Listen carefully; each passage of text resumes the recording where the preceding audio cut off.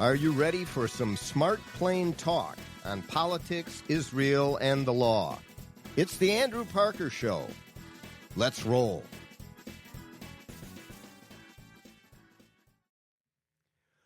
Welcome to another episode of the Andrew Parker Show. This is episode number 500, and I've picked a very special and important message to send on episode 500. I have been asked many times by friends, family, why do you do your podcast? I am certainly not nationally recognized. I am not listened to by many, quite frankly, but some like it. They stop me and say so, but it is not a show with thousands and thousands. And that's not really what it's about. It's in large part cathartic for me. It is in large part to get things off my chest and to be able to spend a little time, usually uninterrupted, to express things I'm thinking about. And this episode number 500, in the August of 2016, we started. So 10-year anniversary this week, in fact. I want to talk about something that is as important today as it was back when it happened. 50 years ago today, Ronald Reagan lost the Republican nomination for President of the United States to Gerald Ford. And he lost it by, out of more than a couple thousand votes, lost it by 117 votes at the convention, the Republican convention, which I believe was in Kansas City that year. And what happened that night was remarkable. And the topic discussed and focused on was remarkable. And we have some of the same important ethical, moral considerations to be made today as were discussed by Ronald Reagan 50 years ago today. And what's more interesting is, as you know, I'm one of the named partners at Parker Daniels Keyboard Litigation Law Firm. We are trial lawyers, and that's what we do. We usually handle bet the company cases in which people's entire livelihoods or businesses are at stake. Sometimes it's for an individual, an executive, it's an employment matter, a civil rights matter. Sometimes it's suing the government. Sometimes it's representing the government. Other times it's constitutional matters. It involves business separations, business divorces, amongst family members sometimes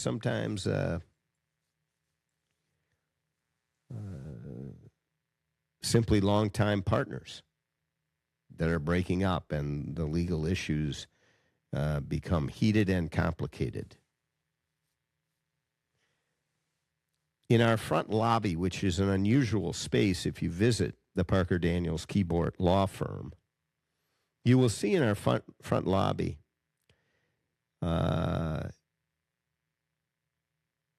framed by large wood panels, 5 black and white images behind plexiglass.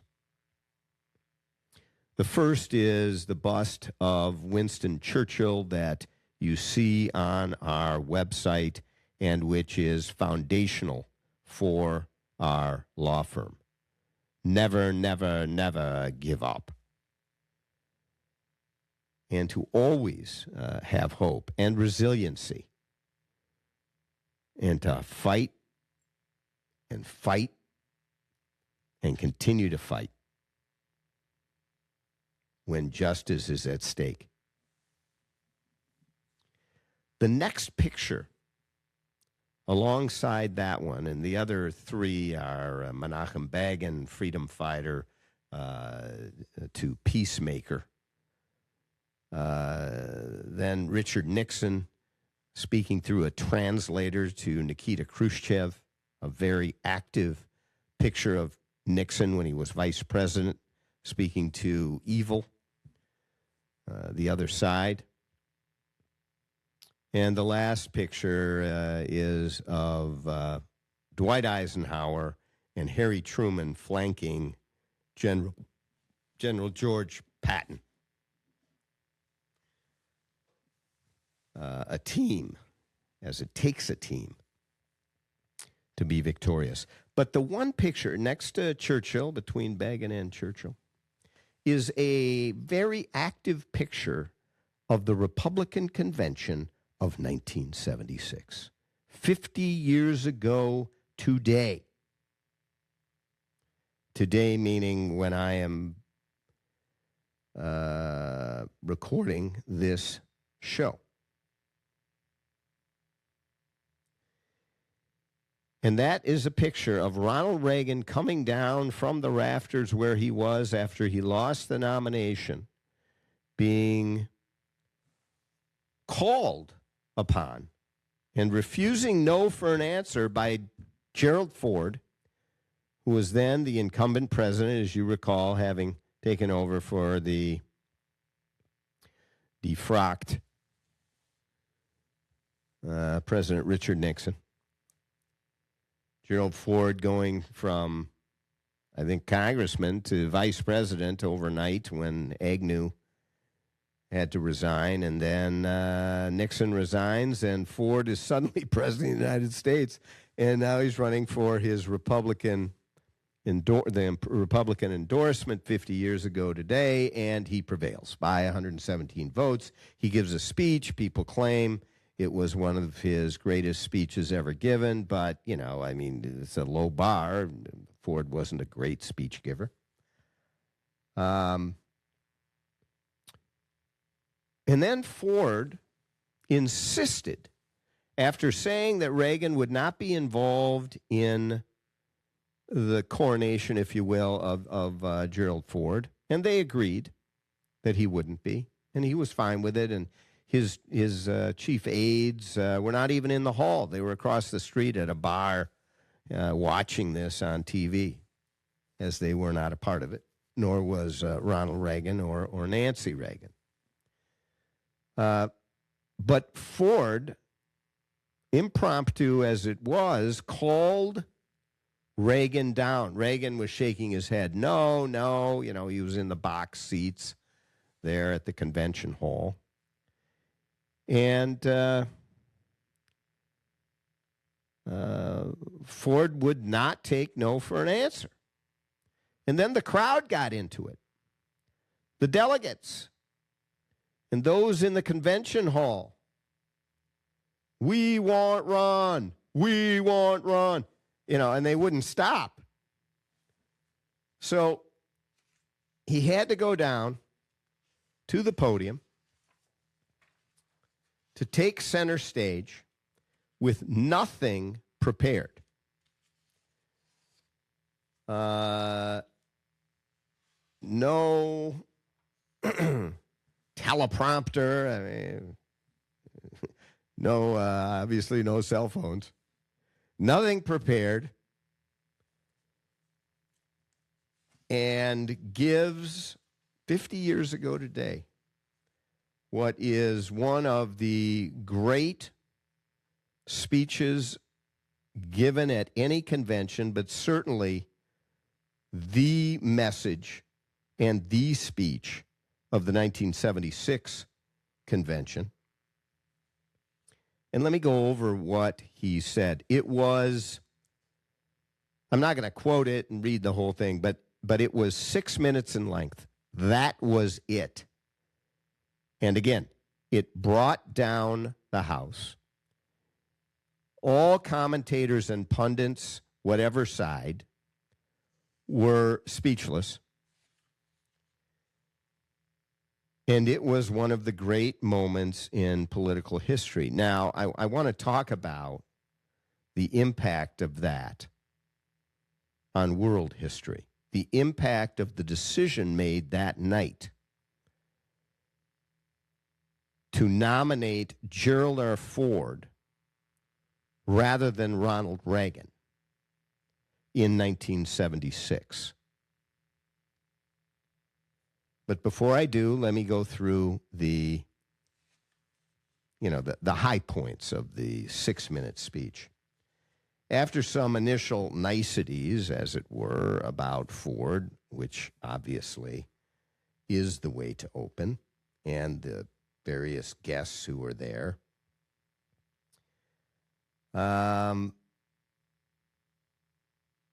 he talked about, very briefly, the Republican platform, which was a Ronald Reagan Republican platform.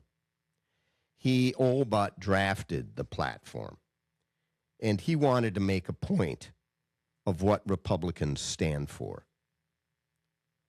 He said that the Republican Party has a platform that is a banner of bold, unmistakable colors with no pale pastel shades. I mean, none of this is prepared. These are just his off-the-cuff comments, 6 minutes. After talking about the platform, he moved to his main subject, and he put it in this frame. He said that he'd been invited to write a letter for a time capsule that would be opened in Los Angeles in 2076 at America's tercentenary, which is, 300 years. And he explained that he thought the assignment would be easy. Yeah, we read a letter for the time capsule. Yeah, in 2076, this was 1976. And now, a word from our sponsors. Are you a business owner? Are you losing sleep because you feel your partner isn't carrying their weight, or because you no longer share the same vision or values? Are you no longer comfortable going into your own office? Are you walking on eggshells in the company you built? This is Chris Daniels, founding partner of Parker Daniels Keyboard LLC, a premier litigation law firm headquartered in downtown Minneapolis. For more than 30 years, I've specialized in business litigation and have helped hundreds of business owners resolve troubling business disputes. As a former certified public accountant, I get to the heart of the dispute, including financial issues. Business divorce can be messy, time-consuming, and costly, but doing nothing can cost you a lot more. Not just money, but emotionally, physically, and in your personal life. If you and your business partner no longer see eye to eye, and you're eager to take a proactive approach and make a change, please call me at 612-355-4100 and schedule a consultation. Or visit our website at www.parkerdk.com. The existential issue that Reagan saw was not a domestic problem. He would not write about domestic issues in the letter in the time capsule. As important as they were, they would be subsumed, he spoke of, at the convention. And the existential issue that the people of 2076, he said, would be looking back to was whether America would survive its struggle against Soviet communism in the Cold War. And this is how he put it, quote, "And suddenly it dawned on me, those who would read this letter 100 years from now will know whether those missiles were fired. They will know whether we met our challenge. Will they look back with appreciation and say, thank God for those people in 1976 who headed off that loss of freedom, who kept us now 100 years later free, who kept our world from nuclear destruction? This is what Reagan said 50 years ago today. Now, he's talking here about communism in the Soviet Union, of course. But boy, couldn't we write a similar letter? All these years later, couldn't we write a similar letter? Replace communism, the communist Soviet Union, with the radicalized fundamentalists of Iran. Did we meet the moment? Are we meeting the moment? Or are we saying, oh, our gas prices are up a little. Gee, we better vote those people out of office because I got to pay a little more at the gas pump. Or I've got to work harder to make a little more money for a few months while nuclear bombs are being prevented from being built by radical, crazy fundamentalists. In addition, would Ronald Reagan have ever thought that the Democratic Party would embrace communism after he did what he did in defeating communism? All but. Guess he didn't defeat it. Here it is again. And many in the Democratic Party, they like to call it socialism. Support it. Support it fully.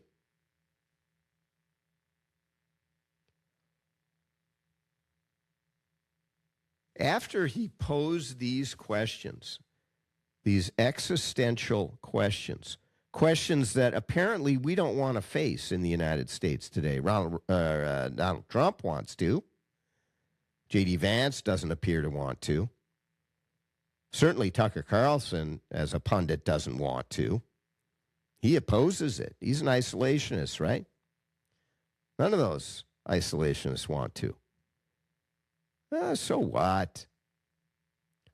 So what if Iran has nuclear weapons and points them at us? Big deal. We don't want our gas prices going up for a few months.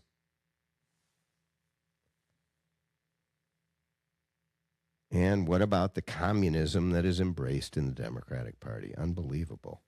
So, after talking about this, Reagan finished with a resounding conclusion. He told those assembled in the hall that, quote, this is our challenge, and, quote, we must go forth from here united, determined, and what a great general said a few years ago is true. There is no substitute for victory. This I have said on this show numerous times as we're talking about war in the Middle East. Oh, it has nothing to do with us. It has everything to do with us. It has economic impacts forever for us. And stability in the Middle East is economic security at home, including energy security and control and authority with the peace and love that the United States has, and the ideals and foundations of freedom that the United States has. To be the leader and the authority in the world is important, that it not be China or Russia, or certainly not Iran or other apocalyptic radicals, fundamentalist radicals. There's no substitute for victory. So his entire speech was 771 words, Ronald Reagan's. And again, it lasted less than 6 minutes. But the pundits just couldn't use superlatives enough, time and time again, as they talked about it for actually years following the actual speech. What would have happened? Because there were several at that convention that thought to themselves, oh, my God, we nominated the wrong guy. I mean, Ronald Reagan, my God. That was an unbelievable speech. We nominated the wrong guy. And Gerald Ford went ahead with Bob Dole, and they lost. In 1976, they lost to Jimmy Carter, one of the worst presidents in United States history. Many people believe that. We don't need to argue about that. I think what we may be able to agree on is, had Ronald Reagan won that election, we would not have the issues that we had with the energy crisis, and more so with the overthrow of the Shah of Iran. There might have been changes in Iran, but not like occurred, and not with the mullahs and the ayatollahs and the radical fundamentalist extremists who took over Iran, who took hostages for 444 days.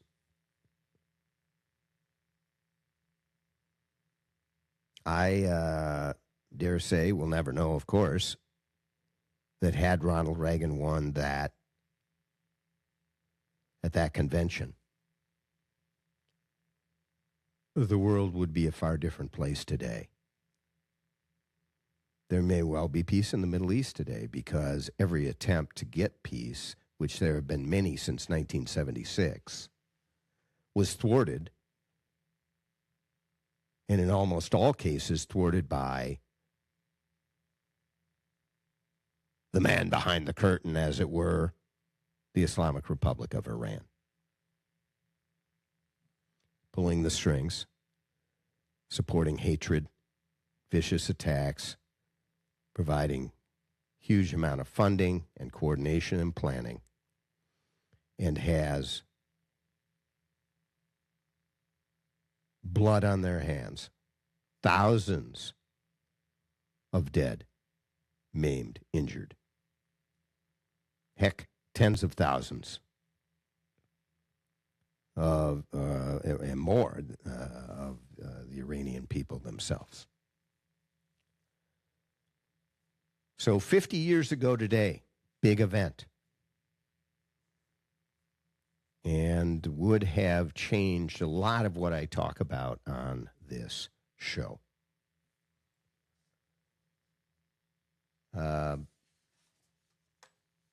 And again, how shocked or surprised would Ronald Reagan be if he were still with us today at the fact that communism is not being thrust upon us by our enemies outside our borders, but rather it's, what is it, Jihad in America, Stephen Emerson's book.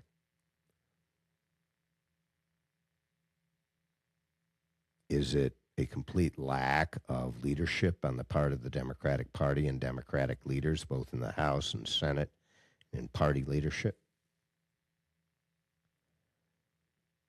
Allowing ideas of communism and socialism to be a part, a significant part, a leadership part of their party.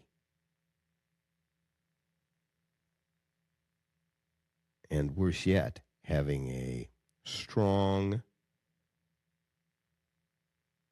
stream of statements, policies, ideas that are just blatantly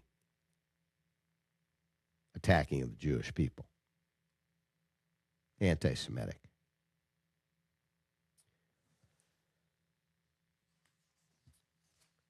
So this is a meaningful 50 years from that convention and a meaningful episode number 500.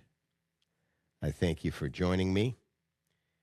And until next time, be kind to your neighbor. For more Smart Plain Talk, go to theandrewparkershow.com. Learn about all of your listening and viewing options.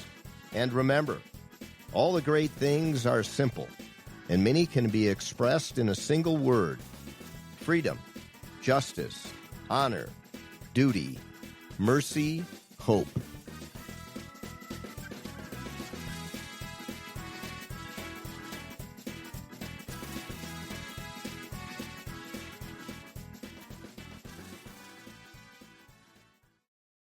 This episode of The Andrew Parker Show is sponsored by Parker Daniels Keyboard. Mark Twain once quipped, "A lie can travel halfway around the world while the truth is still putting on its shoes. When you are lied about and it spreads, the resulting mayhem and destruction can be, and often is, disastrous." Hi, this is Andrew Parker, co-founder of the Parker Daniels Keyboard Law Firm. I recently handled a high-profile defamation lawsuit on behalf of a luxury home real estate agent whose business was decimated by falsehoods spread about him. After nearly 2 years of litigation and 2 weeks of trial, the jury came back with a verdict of more than $2 million for our client. Parker Daniels Keyboard. We litigate cases, we try cases, and we win cases. With a record of excellence in achieving extraordinary results, Parker Daniels Keyboard lawyers have consistently won huge verdicts for its clients in the areas of defamation, civil rights violations, regulatory battles, and intellectual property theft. For wise counsel and winning results, contact us at Parker Daniels Keyboard, premier law firm in downtown Minneapolis.